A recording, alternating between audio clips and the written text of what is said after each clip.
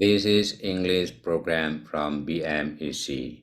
Our topic today is figurative language part 1. The definition. Figurative language is a way of expressing an implied meaning and should not be taken at face value. This means that the real meaning of such a phrase differs from its literal meaning. Figurative language, common in comparisons and exaggerations, is usually used to creatively flourish the written or spoken language or to explain a complicated idea.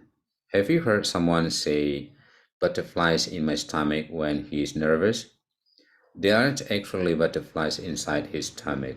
The person is just using figurative language to describe the uneasy sensation in his body that feels as if butterflies were moving around inside him.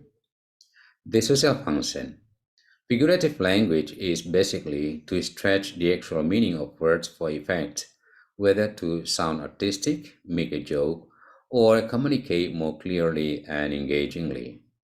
Figurative language is a common technique in narrative writing to make emotional connections with the reader. Figurative language helps make writing and speeches more engaging and amusing.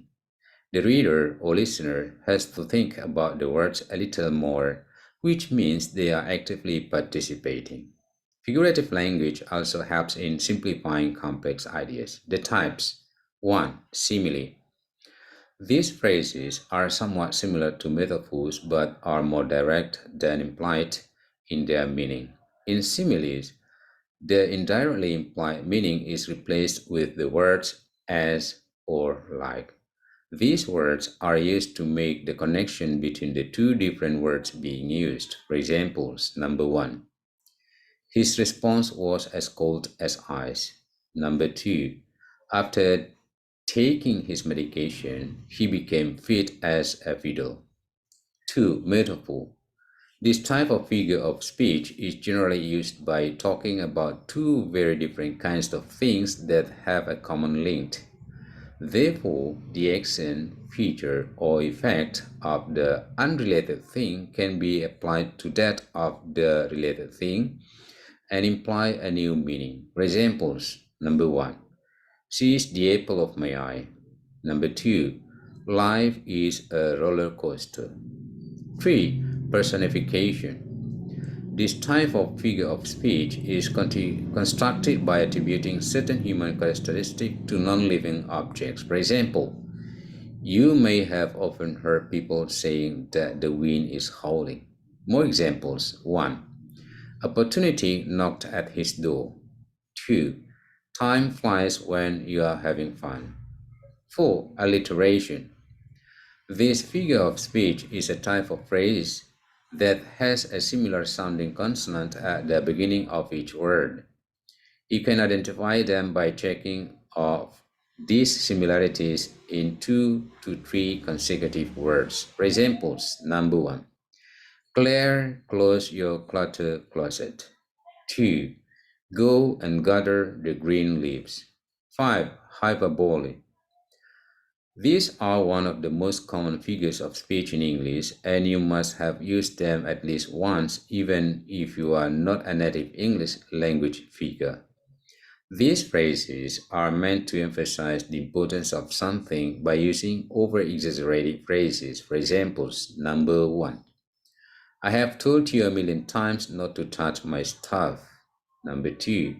He has a pea-sized brain. 6. Onomatopoeia. These are rather simple yet unique figures of speech. Onomatopoeia are words or phrases that are similar to the sounds they produce.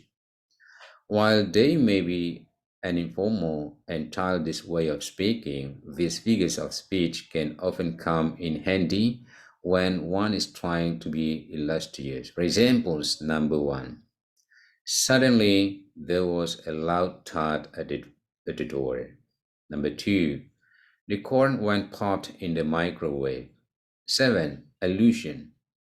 An allusion is a reference to a pre-existing person, work, or event. Allusions generally relate to common knowledge, so no explanation is necessary. For examples, number 1.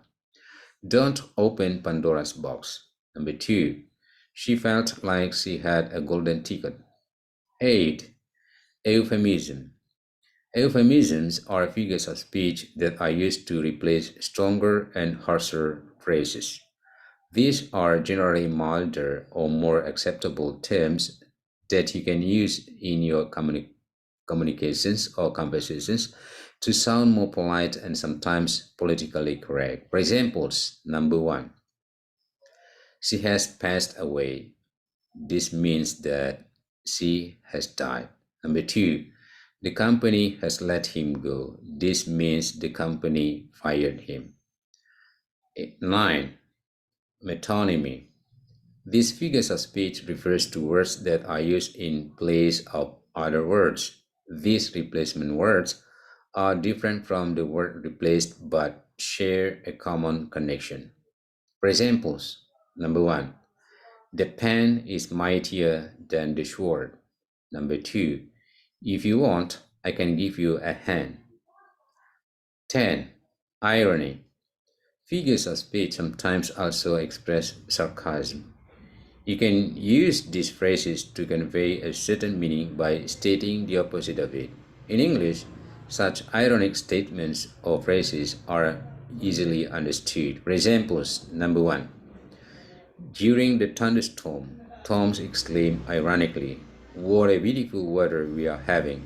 Number two, Diara proposed a useless idea, to which Alicia responded saying, "That's genius." Guys, that's the end of our discussion on figure of speech or figurative language, part one. This will be continued with part two. Thanks for listening. Take care. Bye bye.